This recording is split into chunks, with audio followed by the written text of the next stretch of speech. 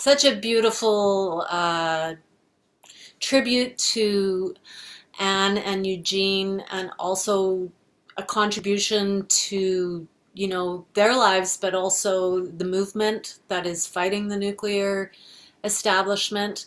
One person wrote, "Thank you, thought-provoking, eloquent, and infuriating in places, beautifully done." So thank you so much, Colin. So now we will do a short panel. I'll ask questions of each of the panelists.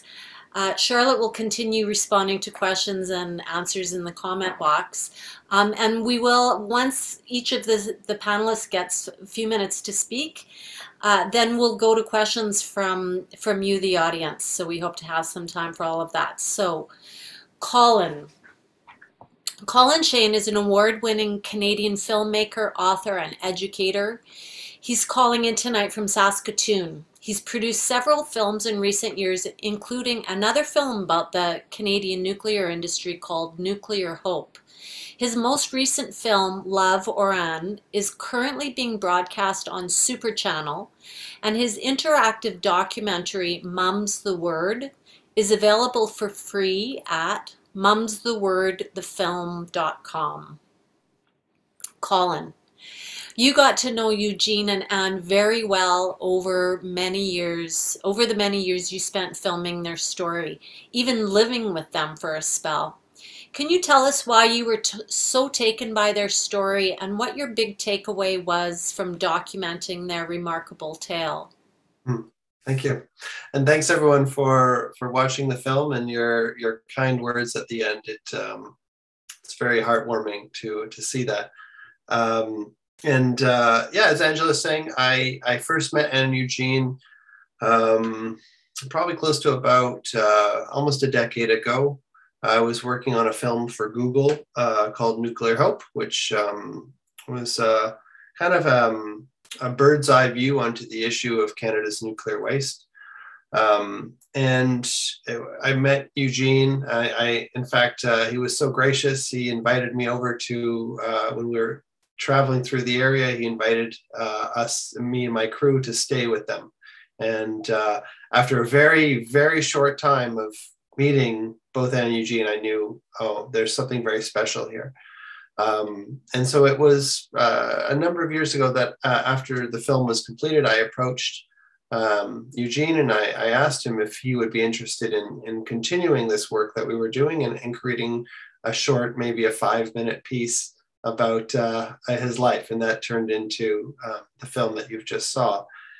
And so, the reason why I did it was, as filmmakers, we're always looking for great stories and we're always looking for unique characters who have interesting positions in the world. And there really is only one family in the entire planet who can say that they are the closest neighbors with the world's largest nuclear complex. And that's the Bourgeois family. It puts them in a very unique position as opposed to many other people in this world.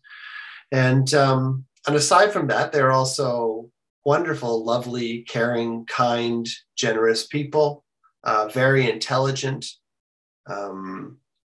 They traveled all over the world and became advocates of not only a nuclear-free world, but also knitting and knitting culture. It's not an exaggeration to say that knitting is a popular pastime today, in big part because of the work that they've done.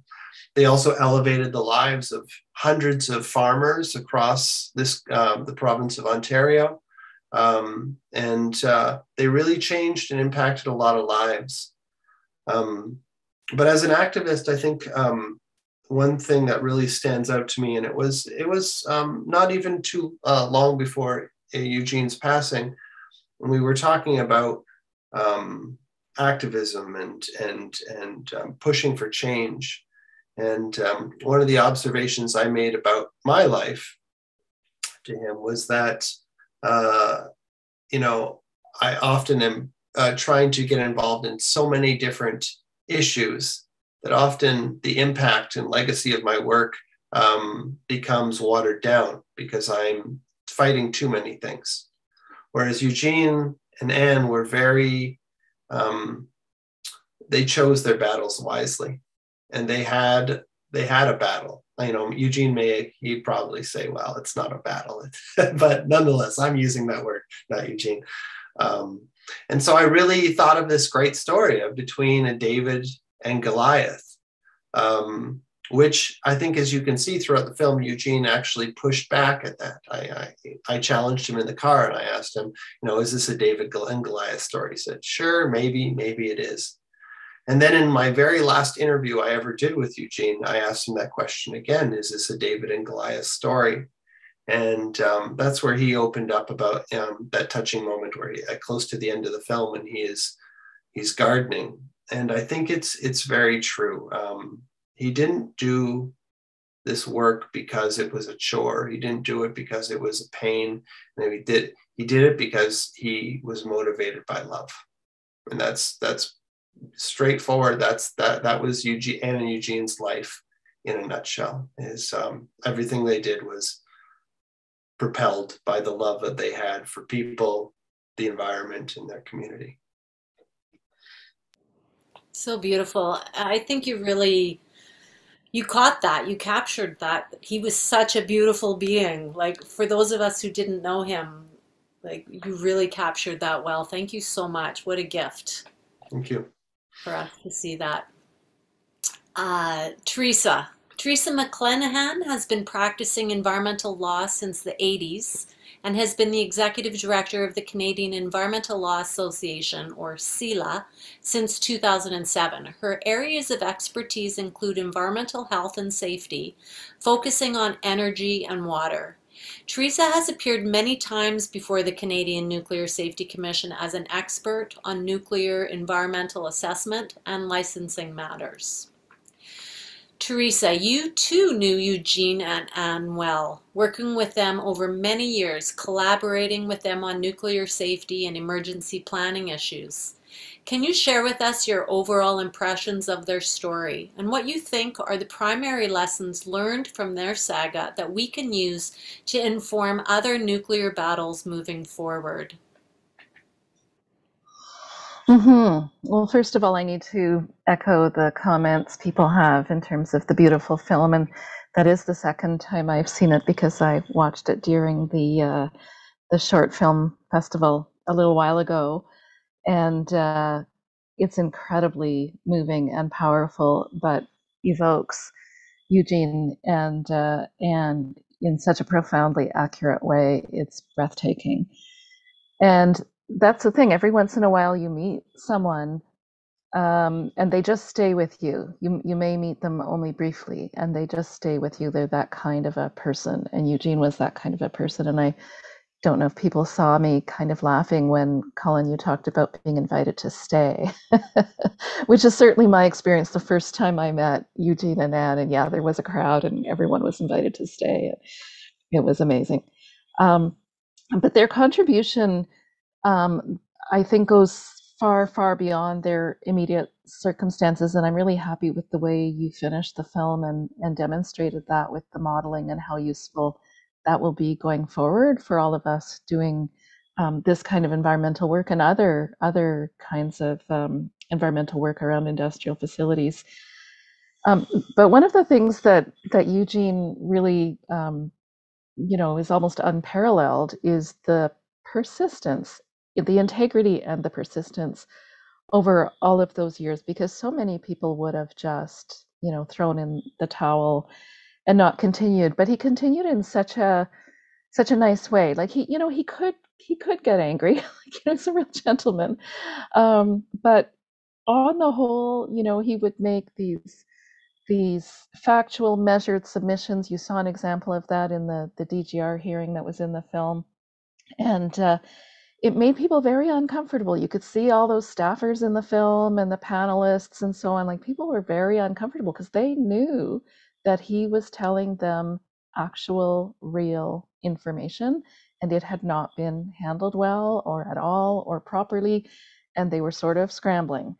And that statement they made at the end about the importance of the work is something that started to be more clear in the emergency planning work. And a couple of years before Eugene died, there was a study being done about whether emergency planning in Ontario was adequate.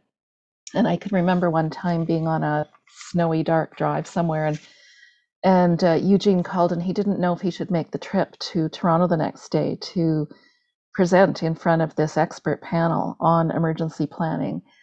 And I can remember speaking to him about how important that would be for other communities, because he was in such an incredibly unique position to provide that accurate information and make it real for these technical experts who otherwise would be just looking at their numbers and their models and not putting the faces and the people behind the story.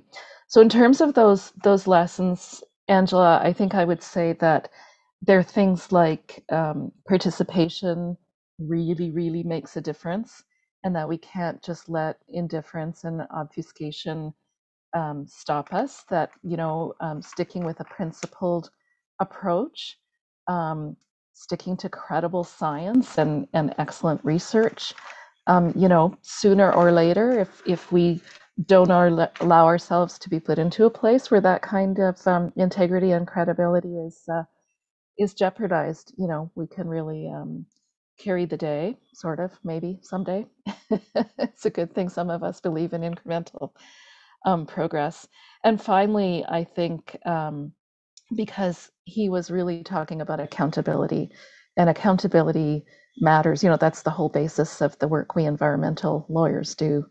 It does matter. It makes things better. So I'll leave it there. Beautiful.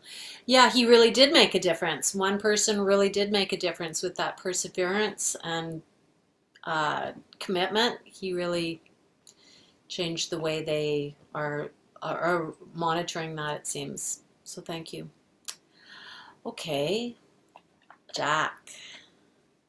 Jack Gibbons is an energy economist, former Toronto Hydro Commissioner, and former staff of the Ontario Energy Board. As co-founder and current chair of the Ontario Clean Air Alliance, a civil society organization, Jack led the campaign to phase out coal power in Ontario. He has since turned his attention to phasing out Ontario's gas and nuclear power, and moving Ontario onto a 100% renewable future.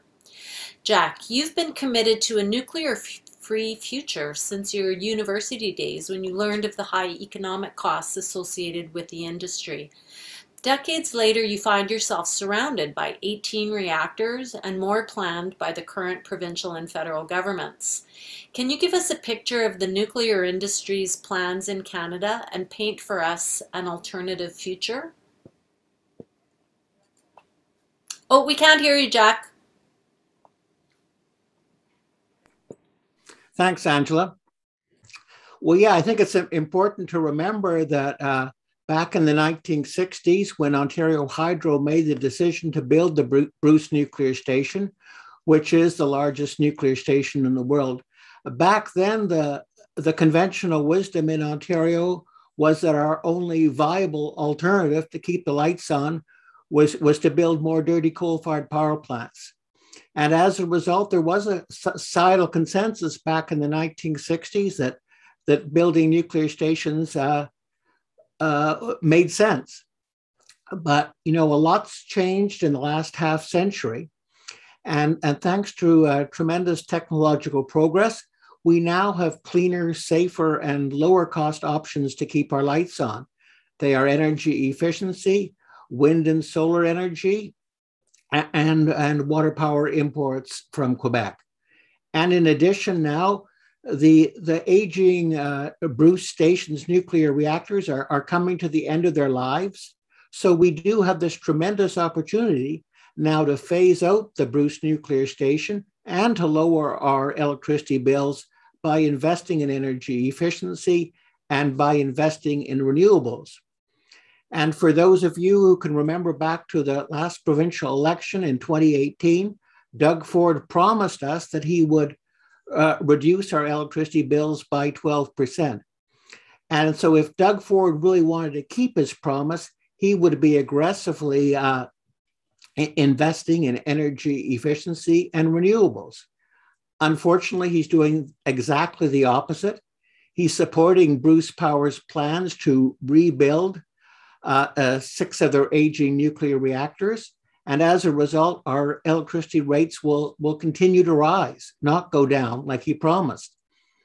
In addition, Doug Ford is supporting OPG's plan to build a new nuclear reactor in the GTA, despite the fact that wind and solar can keep our lights on at less than half the cost. So we have to ask, why is this? Why is Doug Ford, who was elected on a promise to reduce our bills, actually promoting nuclear rebuilds and a new nuclear reactor in the GTA?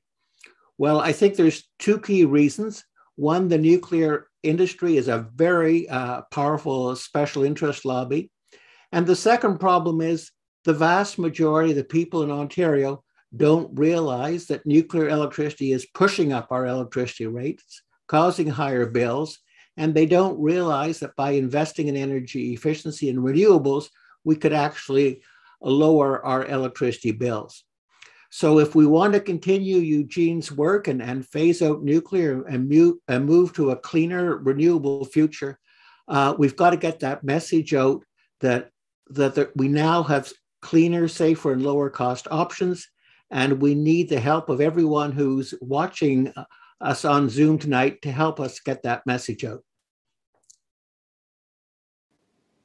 Thank you, Jack. So many good messages in what you just said there. There's so much we can do and must do.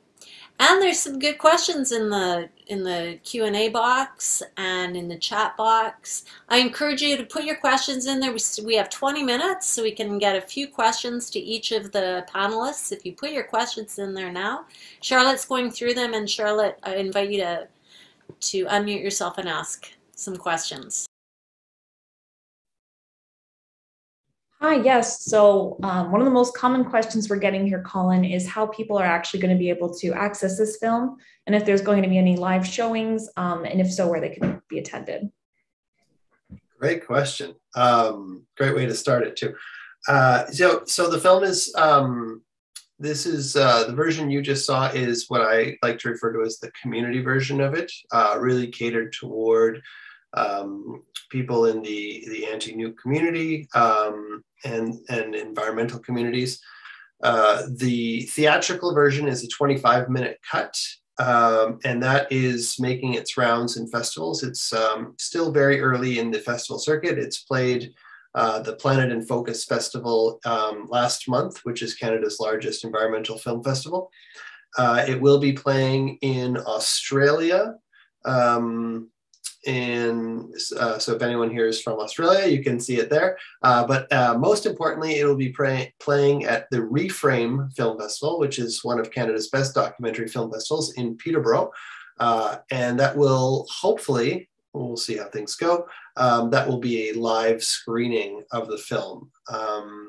And that will be happening at the end of July into early, sorry, not July, end of January into early February. So I can definitely keep you all posted on that. And hopefully if you're in the Peterborough area at that time, come check out the film. Great, thank you so much, Colin.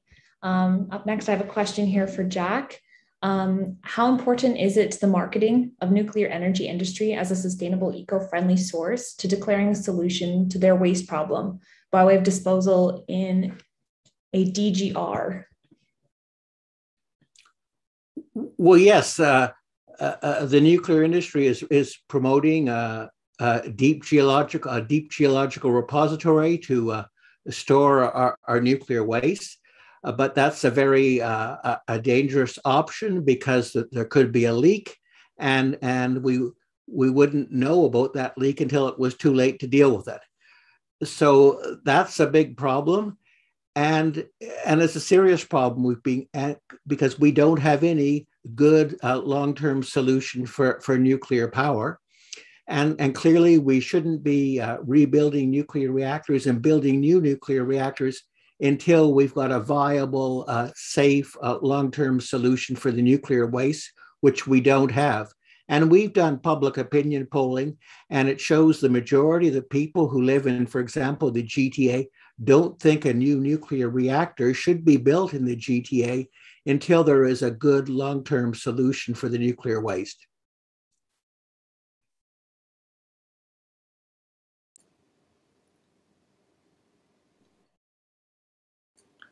Theresa, did you want to respond to that question as well?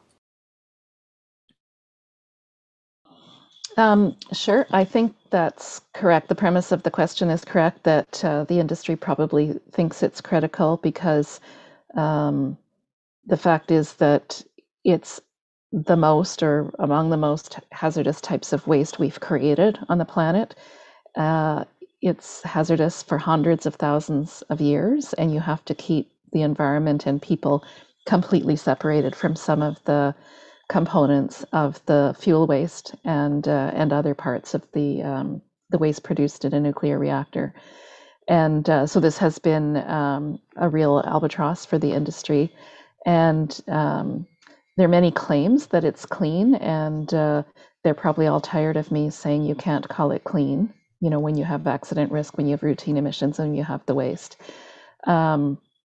And their hope is that by having a waste solution, it's kind of out of sight, out of mind. And then so long as there's not an accident, they can talk about it being emissions free and argue for public money to finance research for small modular reactors, which bring their own new hazards.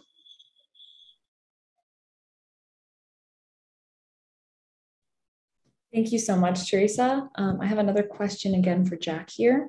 What is holding us back from getting hydro energy from Quebec? Could you detail a little bit about that? Well, yes, sure. The two biggest electric utilities in Ontario are Ontario Power Generation and Bruce Power. These two utilities supply us with more than 80% of our electricity, and they are very, very politically powerful. And they have a huge influence on the Premier of Ontario, every Premier of Ontario. And they do not want competition from Hydro-Quebec. They do not want Ontario to import low-cost water power from Quebec, because that will reduce their market share and it will reduce their profits. And so that's the big barrier. So OPG, Bruce Power, and before OPG and Bruce Power, the old Ontario Hydro, they've promoted a policy of electricity separatism in Ontario for over 100 years. And this policy of electricity separatism, it protects their profits, it protects their empire, but it's not in the best interest of the environment, and it's not in the best interest of Ontario's electricity consumers, because Quebec water power is not only cleaner, but it's also much, much lower cost. For example, during the first 3 quarters of this year, Quebec's average price for its exports was only 4 cents a kilowatt hour. On the other hand, this year we're paying Ontario Power Generation 9.6 cents per kilowatt hour for its nuclear electricity. So Quebec water power is now less than half the cost of nuclear power, and the differential is only going to get worse if we rebuild the Darlington and Bruce nuclear stations and build a new nuclear reactor in the GTA.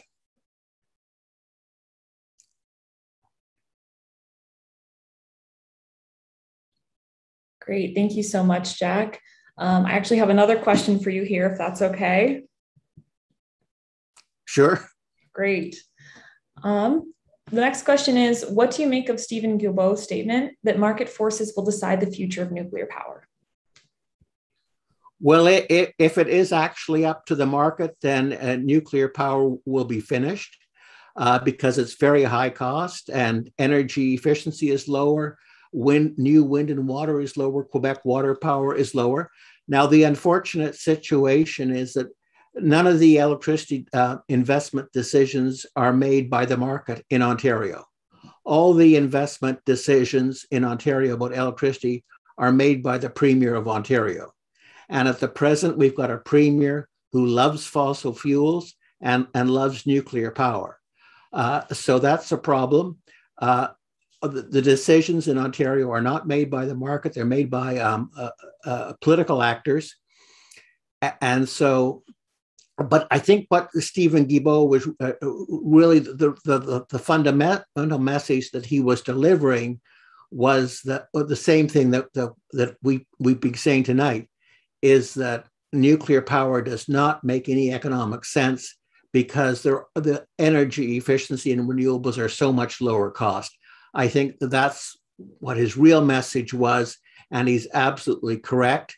And if we're politically and economically rational, that's the choices we will make as a society, to phase out nuclear and go to the lower cost, cleaner and safer options. Thank you, Jack. Wendy O'Connor mentioned earlier how well-spoken Eugene is. She said unscientific terms such as likely and unlikely will be no use of a nuclear emergency, finding that quote or her paraphrasing of it really powerful.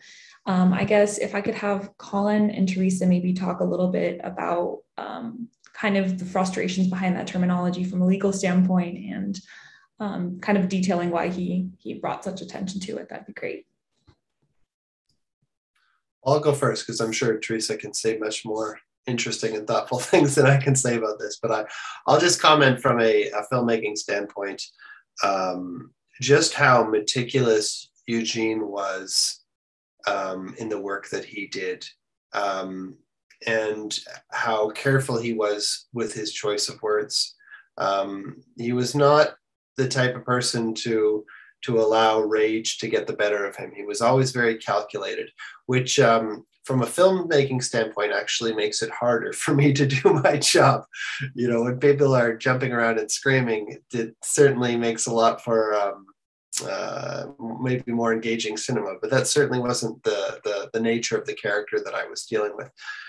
But I will tell you about a moment that didn't make it into the film, but I could hear what was happening because Eugene was wearing a lav. It was at that exact same CNSC hearing, and he was speaking with one of the engineers from OPG, or I'm sorry, Bruce Power, and they said they were just talking about engineering and keeping up with the science, and the engineer was, almost lost for words when he found out that Eugene himself still read the textbooks that they were reading in university. You know, this is a man well into his 70s at this point, still engaging with the material in a meaningful way.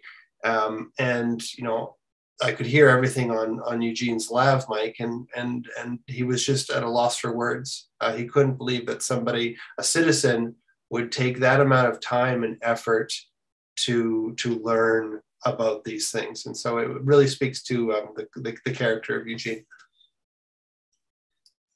Mm-hmm. Fabulous. Yes, terms like that, like likely and not likely, are extremely subjective, and they're very, very difficult terms to work with in a legal context. Some of the lawyers working with CELA have, dug in and analyzed, and we've done submissions to the commission about how difficult it would be to enforce any rules or orders they would want to issue with those kinds of terms because they're so subjective. The point he was making in that clip was that from an emergency planning perspective, you have to assume the accidents already happened, and then how prepared are we? And that's absolutely the right question to ask and the right frame of mind for emergency planning, because none of the big nuclear emergencies that have and accidents that have occurred in the world were anticipated. None of them. They were all extremely improbable in the nuclear industry's analysis, and yet they managed to occur about every 10 years. Thank you so much, Colin and Theresa. Up next, we have a question here for Jack.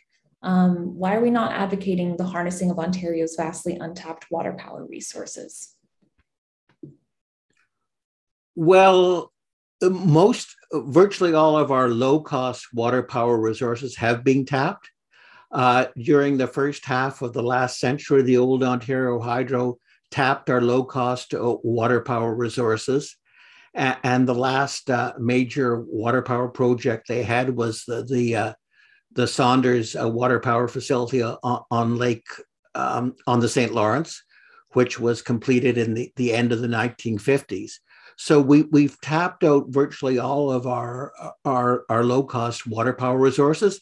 Now, I'm sure there are some additional ones that could be done, and there certainly is the potential for upgrading the turbines at some of the existing dams to get more power.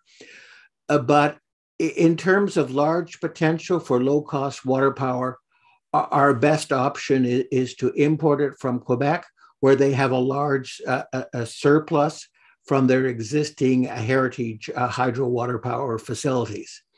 So basically, we're taking the approach that we want to phase out the gas plants, and we want to phase out the nuclear plants at the lowest possible cost to consumers, so we can also reduce their bills.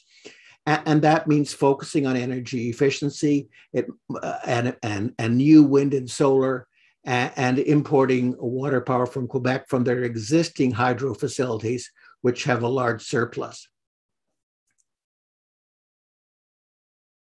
Thank you so much. Up next, we have a question here. I'll kind of leave it open to the three of you. We know that CANDU reactors release tritium and that radiation causes cancer and damages health, but the health dangers don't seem to be focused on. To think this toxicity has no impact seems illogical. Why do you think this is not dwelt on? I'll start with that one. There are a few things going on with tritium. So first of all, tritium is a problem with CANDU plants because of the fact that they use heavy water for their moderators. So they manufacture heavy water. And the result is that we have tritium emissions from the plants.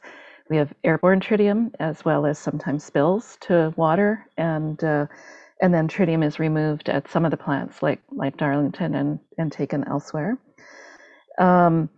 So that's problem one, is that tritium is completely embedded within the CANDU technology. And the second problem is that the health standards are set by international consensus, which in the case of radiological standards is very industry focused. And while there are some studies saying we never have a dose below which radioactive substances wouldn't be a problem, you still have people, because I won't call them experts because the CNSC doesn't allow their people to be qualified as experts, so we don't know what their qualifications and their background are, but people who will stand up and assert that tritium is not a health issue. The Canadian Association of Physicians for the Environment frequently intervenes at the hearings and has seriously critiqued the CNSC analysis of this issue. Underlying it all, it's a very different approach to health from radioactive substances than chemical substances. And Jack and others on the call will remember that 30 years ago, 25, 30 years ago, when there was a drinking water panel struck that recommended a serious tightening of tritium in drinking water, they noted that the radiological approach is 70 times greater cancer risk than the equivalent chemical standard setting approach would be, and the chemical standard setting approach is already bad enough in terms of cancer risk. There has been a small tightening of the standard, but it hasn't gone far enough. So it's a really embedded problem with tritium in Canada because of how enmeshed it is with the CANDU technology.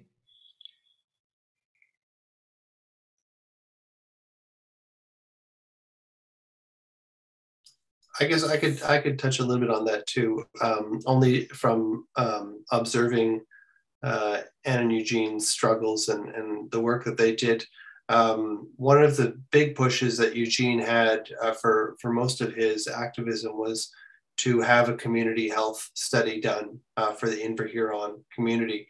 And this was something that was he consistently brought to the attention of CNSC and I don't think there was much success there. And I can't speak to the reasons why that was denied, but it was something that Anne and Eugene were both very passionate about. I know they had, in the film, it talks about the University of Waterloo doing the analysis of their urine and their sheep's urine and finding Anne herself having very high levels of radioactivity in her urine. Eugene was always careful not to equate that with Anne's cancer. And so that was something I treaded very lightly on with the film. And we don't know the effects that had. You know, I spent many time, as I'm sure many other people here have, on Anne and Eugene's farm. I always, you know, felt safe from that. But, you know, there was always that underlying question. And they certainly had data to support some of their questions and never really got answers on that. Thanks, Colin. Well, I would like to wrap things up here. We've come to the end of our time. I wonder if there are closing statements from any of the three panelists, if you have something you'd like to say in closing.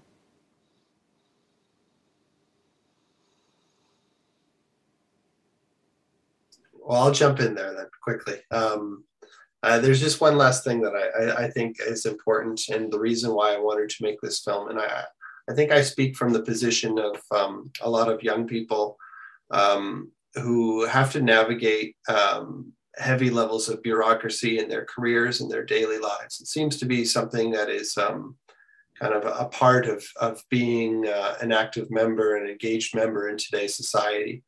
And I have to give so much credit to how Anne and Eugene were able to navigate these levels of bureaucracy and still not allow it to change who they are or what they stood for. And if there's any accomplishment that I think is their greatest accomplishment, to me, it has to be that. And so when I was making this film, I really thought of young people, young audiences, to see this and to know that there is a way that one can work within these systems that we have, and that we can still stay true to our morals and our values and not to lose that. And the only last comment I would make is to echo all the comments in the chat, Colin, to thank you for making the film. It's listening to Anne and Eugene's own comments and thoughts is truly profound, and it's just a treasure to have that. Thank you. Yes, a very inspiring film about people who are relentless and fought and finally won. Great.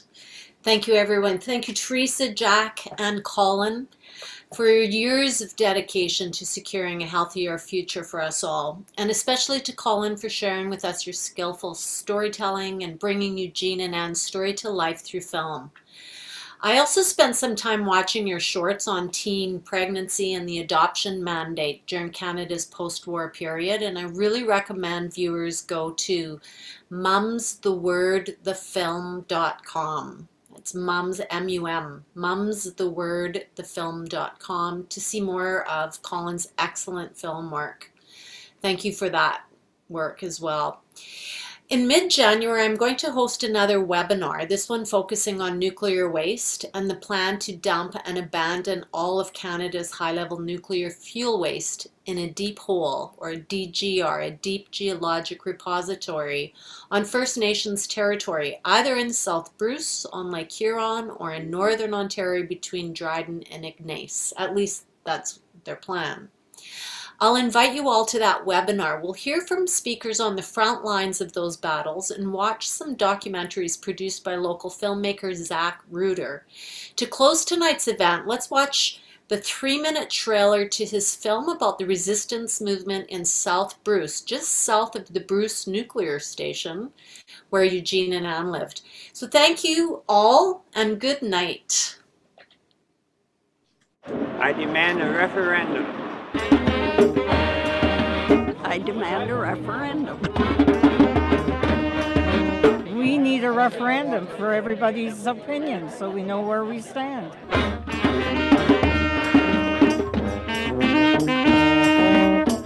Our risk, our choice, you know, we determine what is going to happen. It's not up to the people in power to decide, it's our choice. Whether one is for the DGR in our community or against it, as it stands right now, you don't have a voice. A binding referendum must be held in conjunction with the October 2022 municipal elections. It is the only fair way to determine our community's willingness to host all of Canada's nuclear waste. Our risk, our choice, our risk, our choice. We need a voice here. We feel this is a very major commitment here. I demand a referendum. I demand a referendum. I demand a referendum. Well, we are asking to be heard because the municipality, the leadership of the municipality is not listening to the members of the community. I demand a referendum. Our risk, our choice. I think a referendum's fair because there's a lot of people in the community on either side, and I think that the community deserves to have its voice heard, no matter what side they're on. I believe that people have thoughts on the matter, and referendums are a really good way to find out what people think with the anonymity of a vote. It feels like they just aren't listening to us, honestly, about whether we're willing or not.